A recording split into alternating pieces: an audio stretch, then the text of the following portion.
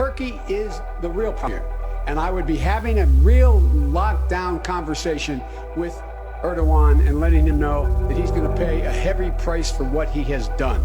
Now, pay that price. अस्सलाम वालेकुम रहमतुल्लाहि व बरकातहू। खैरियत से आप लोग, hope you are all fine और welcome back to my channel.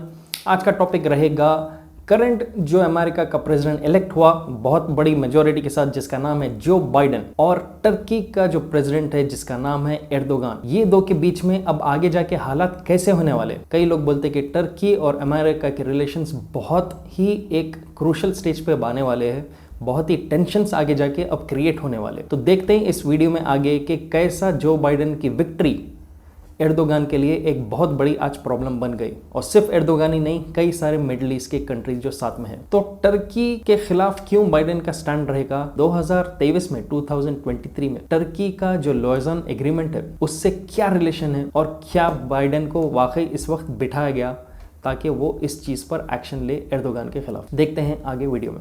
Euractiv.com पर यह बताया गया कि जो बाइडेन की जो विक्ट्री थी ट्रंप के ऊपर, अब आगे जाके टर्की के लिए बहुत एक सेटबैक रहेगा, बहुत प्रॉब्लमेटिक रहेगा। जब ट्रंप का दौर था तो एर्दोगान और ट्रंप के बीच में एक कॉर्डियल टाइप का रिलेशनशिप था, जहां पर कई बार ये क्लियरली दिख के आता था कि ट्रंप एर्दोगान के कई सारे पॉलिसीज को वो निगलेक्ट करता था, अनजान मारता था। क्योंकि अमेरिका में दोनों पार्टीज, रिपब्लिकन और डेमोक्रेट, ये दोनों भी एर्दोगान के पॉलिसीज के खिलाफ, स्पेशली जो फॉरेन पॉलिसी है और उसका जो होल्ड है, उसका जो पावर है टर्किश पीपल के ऊपर, टर्किश गवर्नमेंट में, वो बहुत ही एक बड़ा प्रॉब्लम है अमेरिका के लिए।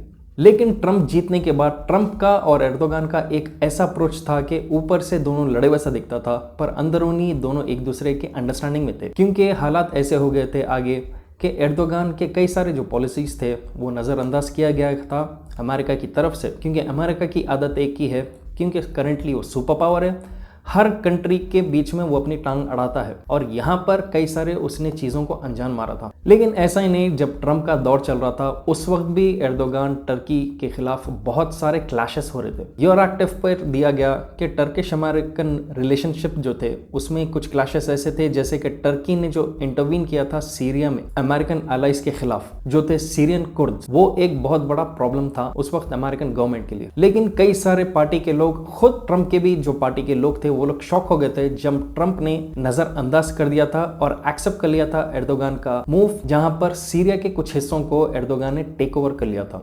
और वहां से ट्रंप ने कहा था कि मेरे जो अमेरिकन ट्रूप्स उस हिस्से में, उनको मैं वापस बुला लेता हूं। जबकि देखा गया तो बाइडेन अभी नहीं बल्कि एक जमाने से कहता है कि टर्की एक बहुत बड़ा प्रॉब्लम है। प्रॉब्लम दुनिया के लिए नहीं है, एक्चुअल देखा गया तो American forces, American think tanks के लिए ये बहुत बड़ा प्रॉब्लम है। एर्दोगान की खासियत है कि वो पॉलिटिशियन सिर्फ अपने कंट्री के हद तक नहीं बल्कि अतराफ के भी जो कंट्रीज है उनके साथ बहुत डिप्लोमेसी से ये खेलते हैं। लिबिया में भी उन्होंने इंटरवीन किया था on behalf of Tripoli government, अपने ड्रोन्स को डिप्लॉय करके ट्रिपोली के दुश्मनों के खिलाफ। और यही सेम टैक्टिक देखा गया तो अभी भी रचा जा रहा है नागोर्नो काराबाख का कॉन्फ्लिक्ट में, जो है अजरबैजान और आर्मेनिया के बीच में। सबसे बड़ा अब चैलेंज जब Biden once presidency take over करेगा तो वो चैलेंज रहेगा कि टर्की के कुछ मिलिट्री एक्विजिशंस का। क्योंकि टर्की ने रिसेंटली डिसाइड किया था रशिया से वो S-400 anti aircraft system weapons खरीदेगा। अब इसमें हैरानी की बात क्यों है बाइडेन के लिए, क्योंकि ये जो S-400 एंटी एयरक्राफ्ट सिस्टम है जो रशिया से टर्की ने कहा कि मैं खरीदूंगा, ये टारगेट करते हैं अमेरिका के F-35 फाइटर जेट्स को। टर्की को कई बार यूएसए ने वार्न किया था कि तुम S-400 का एंटी एयरक्राफ्ट सिस्टम नहीं खरीदना। आप एक चीज़ इसमें गौर करो, कैसा अमेरिका अपना प्लेन बनाता है एडवांस टेक्नोलॉजी के साथ, और उसको काउंटर करने के लिए अगर कोई एंटी एयरक्राफ्ट सिस्टम है या वेपनरी है तो उन कंट्रीज को धमकाता है कि तुम ये खरीदना नहीं चाहिए। मतलब ये अपना टेक्नोलॉजी बढ़ाते रहे और सामने वाला चुपचाप खामोश बैठकर रहना। लेकिन एर्दोगान ने कहा कि मैं कोई चीज़, कोई दबाव में आने वाला नहीं हूँ, और उन्होंने एग्री कर लिया रशिया के साथ S-400 का एंटी एयरक्राफ्ट सिस्टम कंप्लीटली खरीदने के लिए। तो उसी वक्त अमेरिकन गवर्नमेंट ने कहा कि हम तुम्हें कंप्लीटली F-35 प्रोग्राम से हटा देते हैं। इससे क्या धक्का पड़ा था टर्की को। टर्की जो है F-35 के जितने भी पार्ट्स है, जो प्लेन के पार्ट्स है, टर्की ने उस वक्त इनिशिएटिव लिया था कि मैं इसके पार्ट्स प्रोड्यूस करूंगा, रिफर्बिश करूंगा, मतलब स्पेयर पार्ट्स भी जो रहते हैं उसको बनाने के लिए, और F-35 प्रोग्राम में अब वो हिस्सा नहीं रहने की वजह से कई बिलियन डॉलर्स का लॉस हो चुका है टर्की को, क्योंकि वो अब पार्ट्स प्रोवाइड नहीं कर सकता है F-35 प्लेन्स के लिए अमेरिकन प्रोडक्शन में। और इसमें यह भी कहा जाता है कि अगर S-400 के प्रोग्राम से पीछे भी हट गया टर्की, पैसे देने का दे दिया, भूल भी गया वो और वो पीछे हट गया, तो भी अब अमेरिका उसको वापस F-35 प्रोग्राम में इन्वॉल्व नहीं करेगा। S-400 प्रोग्राम की वजह से टर्की के ऊपर कई सारे सैंक्शंस अमेरिका ने कर दिया था। उस वक्त कांग्रेस ने वोट कर दिया था कि कंप्लीटली सैंक्शन टर्की के ऊपर प्लेस करना चाहिए। सैंक्शंस का मतलब प्रॉब्लम्स क्रिएट करना, जैसा इंपोर्ट एक्सपोर्ट रहता, ये चीज़ों को रुकावट ला देना, बिजनेस डील्स रहते, एड रहती, फंडिंग रहती, इस तरह से। तो यहाँ पर टर्की को एक सेटबैक मिलने वाला था, जैसा कि इराक के वक्त आपने देखा होगा, ज़माने से सैंक्शंस इराक के ऊपर प्लेस कर दिए थे, जिससे इकोनॉमी बहुत वीक हो जाती एक कंट्री की।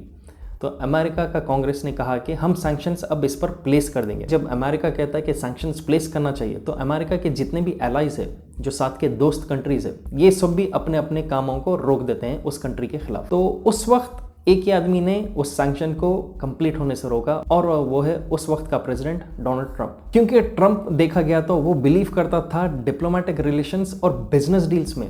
आप जितना देखेंगे कंपेरेटिवली एंटी मुस्लिम उसने क्लियरली स्टैंड लिया था, कहा था उसने कि मुस्लिम्स के खिलाफ बैन रखना चाहिए, ऐसा ऐसा वगैरह। लेकिन उसके 4 साल के आप अगर टेन्योर को देखें तो कभी दुनिया में वो जंग होने नहीं दिया, जैसा उसके पहले के प्रेसिडेंट जो थे।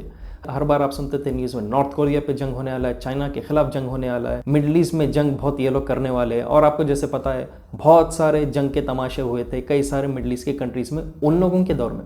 ट्रंप के दौर में ऐसा नहीं हो रहा था, और बहुत ही बिजनेस और डिप्लोमेसी से ये खेल रहा था उसके दौर में, जबकि एक्सपेक्टेड था कि बहुत ज़्यादा परेशानी करने वाला है, जंग लाने वाला है। पर ऐसा उसने नहीं किया, क्योंकि वो ऑलरेडी ज़माने से एक बिजनेसमैन है, और वो क्लियरली कहता था अपने आप को, I am a businessman, I am good at making deals, मतलब डील्स करने में मैं एक्सपर्ट हूँ। अब जो नेक्स्ट प्रेसिडेंट बाइडन है वो ट्रंप की तरह नहीं है, वो क्लियरली एंटी स्टैंड लेगा इस चीज़ के खिलाफ, और चांसेस पूरे हैं कि सैंक्शंस अब टर्की के ऊपर ये लोग प्लेस करने वाले हैं दबाव डालकर, एक बार जब ये प्रेसिडेंसी की सीट टेक ओवर करेगा। तो बाइडेन क्या वाकई कुछ स्टेप लेने वाला है एर्दोगान के खिलाफ, या बस ये एक अफवाह है उसको एक नेगेटिव लाइट में बताने के लिए? 2016 में जब एर्दोगान को कुर्सी से गिराने का एक कूप हुआ था, मिलिट्री कूप, मतलब कि ओवरथ्रो करने के लिए एर्दोगान को, और मिलिट्री ने उस वक्त टेक ओवर किया था टेम्पररीली सही। तो वो जो कूप का अटेम्प्ट था उस वक्त यूएसए का वाइस प्रेसिडेंट बाइडेन ही था, और वो जो ओवरथ्रो करने में जिसका हाथ था, जिसका नाम है फेथुल्लाह गुलेन, वो रहता है अमेरिका में।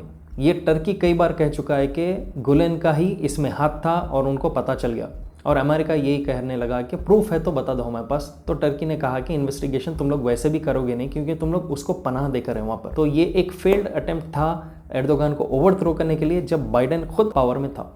तो किसी भी हाल आगे अब ये स्टेप लेने वाला है एर्दोगान के खिलाफ, क्योंकि बाइडेन अब नहीं, पहले भी जब वो यूएस का वाइस प्रेसिडेंट था उसने कई बार कहा था कि हम पूरी कोशिश करेंगे टर्की के इस लीडर को गिराने के लिए और दूसरे एक लीडर को अच्छे तरीके से डेमोक्रेसी से ऊपर लाने के लिए। और जैसा आपको पता है यही चीज़ इराक में देख लो, आप लिबिया में देख लो, यही ये लोग डायलॉग बोले थे, वहाँ के लीडर्स को गिरा दिए थे, और आज भी इतने सालों के बाद बर्बाद है वो देश। तो यहाँ पर भी वो अपने पपेट गवर्नमेंट को इंस्टॉल करने के लिए रेडी रहेंगे। मेरे हिसाब से देखा गया तो 2023 में एक बहुत बड़ा एग्रीमेंट जो था, लॉयज़ॉन एग्रीमेंट जो था, ये ख़त्म होने वाला है, और यहाँ से टर्की बहुत पावरफुल होने वाला है कहा जाता। तो क्या जो बाइडेन का जो प्लेसमेंट इस वक्त प्रेसिडेंसी का हुआ, नो डाउट आप लोग बोलते हैं कि वहाँ के वोट्स प्रॉपर आए, लोग ट्रंप के खिलाफ थे, जो बाइडेन बहुत बड़ा फरिश्ता है अब, लेकिन उसकी हिस्ट्री भी पास देखना चाहिए कि वो किस किस्म का आदमी था। जितने जंग पहले होते थे उसमें जो बाइडेन का भी हाथ था, क्योंकि वो यूएस वाइस प्रेसिडेंट था। इतना है कि ये लोग कहते हैं ना, एक लोमड़ी है जो बकरे के कपड़े पहनकर बैठे हुए। तो क्या ये उस एग्रीमेंट होने से पहले एर्दोगान को किसी भी हाल ये लोग ओवरथ्रो करेंगे क्या गवर्नमेंट, ताकि इनका अपना पपेट गवर्नमेंट वहाँ पर बैठे? क्योंकि अमेरिका की तो आपको जैसे पता है शुरू से आदत है, खुद की कंट्री तो बर्बाद होने पे इकोनॉमिकली, लेकिन वो दूसरे कंट्रीज़ को जितना हो सके दबाव में लाकर दबाते रहते अगर वो उनके हिसाब से नहीं चले। तो आपको क्या दिखता है इस चीज़ के बारे में? क्या एर्दोगान ये चीज़ को काउंटर कर सकेगा? क्या वो टिक पाएगा?